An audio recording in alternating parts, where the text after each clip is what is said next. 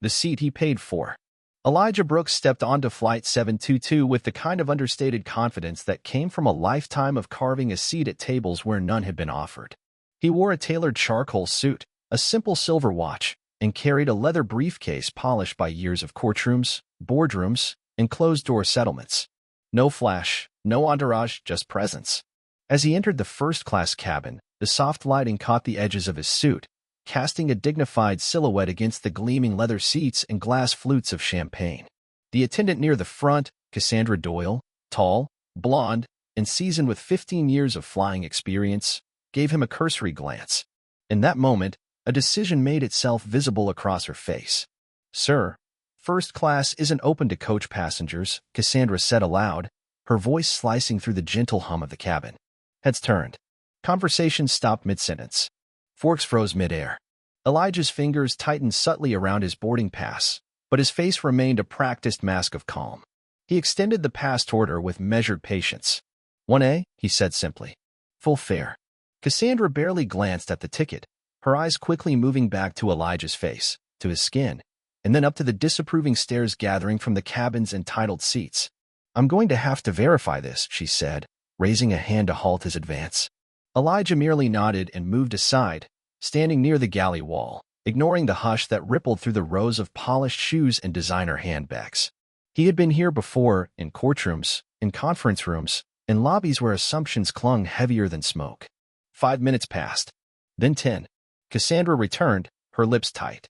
"Sir, I'm going to need you to step off the plane for verification with the gate agent." The command, wrapped in corporate politeness, held no uncertainty. Elijah's voice remained low, almost conversational. "Is there an issue with my ticket?" "We're just clarifying a discrepancy," Cassandra said, avoiding his eyes. When 2 TSA officers appeared at the doorway, the message was clear. His presence was not only questioned, it was treated as a threat. Passengers shifted uncomfortably but remained silent. Elijah gathered his briefcase and followed the officers off the plane, shoulders back, spine straight, his silence thundering louder than any protest. At the gate, a tired gate agent scanned Elijah's boarding pass and blinked. "Sir, everything is perfectly in order. You're in seat 1A." Elijah nodded once and turned back toward the jet bridge. Inside the cabin, Cassandra was busy explaining the incident to Gregory Cole, a silver-haired corporate lawyer who had been loudly whispering complaints about standards slipping. Gregory's voice, full of false magnanimity, carried. "I'm sure it's just a mistake," he said to Cassandra, but loud enough for the entire first-class cabin to hear. "But we have to maintain the atmosphere we're paying for." Cassandra smiled, sharp and brittle. "Of course, sir."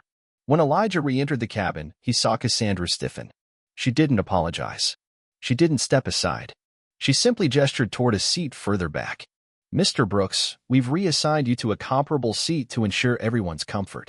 Elijah remained standing. "My assigned seat is 1A." Her smile froze.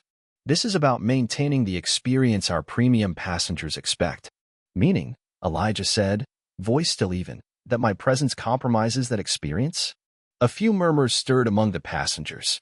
Someone, not Elijah, was already recording with their phone, a red light blinking quietly. Elijah placed his boarding pass against the seatback of 1A. "I will sit here, as per my purchase ticket." The standoff stretched. Cassandra's face burned with anger poorly hidden under a professional veneer. A young woman a few rows back, Olivia Hart, a tech entrepreneur known for live-streaming social justice issues, subtly raised her phone higher, broadcasting the confrontation live. Cassandra noticed and strode over. "Ma'am, airline policy prohibits unauthorized recording." Olivia smiled coldly. "Public safety concern. Documenting a potential civil rights violation." Cassandra's mask cracked slightly as she hissed, "Delete it, or security will be called."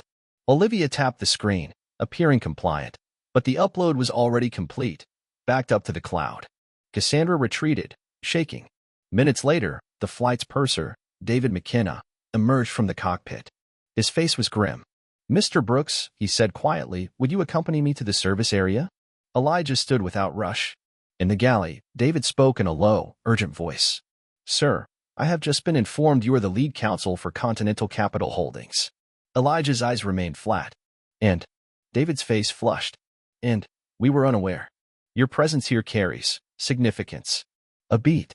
"So," Elijah said, voice still low, "if I weren't who I am, You would have let this proceed? David's throat bobbed. It shouldn't have happened. I'm deeply sorry. It did happen, Elijah said. And it's still happening. Back in the cabin, murmurs grew louder. Elijah's calm had ignited something silent, something the cabin could no longer ignore. The passengers weren't just witnesses anymore. They were part of the reckoning. At cruising altitude, news broke. Olivia's video exploded across social media. Civil rights attorney profiled, removed from first class despite full ticket. Airline faces legal firestorm after in-flight discrimination. Executives scrambled. Corporate lawyers dialed into emergency calls. The CEO of the airline, Amanda Pierce, personally contacted flight ops, do not escalate further. Full containment protocol. Immediate apology drafted. But Elijah wasn't waiting for apologies. When the plane landed, he was met at the gate by VIP security, not to arrest him, but to escort him to the executive lounge. Amanda Pierce herself waited. No PR flags. No staged cameras. Just her, hands folded, face open. Mr. Brooks, she said quietly. I'm deeply sorry. Elijah remained silent. Amanda pressed on. We are initiating a full investigation. The staff involved will be placed on immediate leave pending review. We request your counsel on reforming our entire anti-bias training program. Only then did Elijah nod. And Cassandra Doyle? He asked. Amanda's voice didn't flinch. Effective immediately, she is suspended. The next morning, national news outlets covered the fallout. Airline loses $700 million in stock value following discrimination scandal.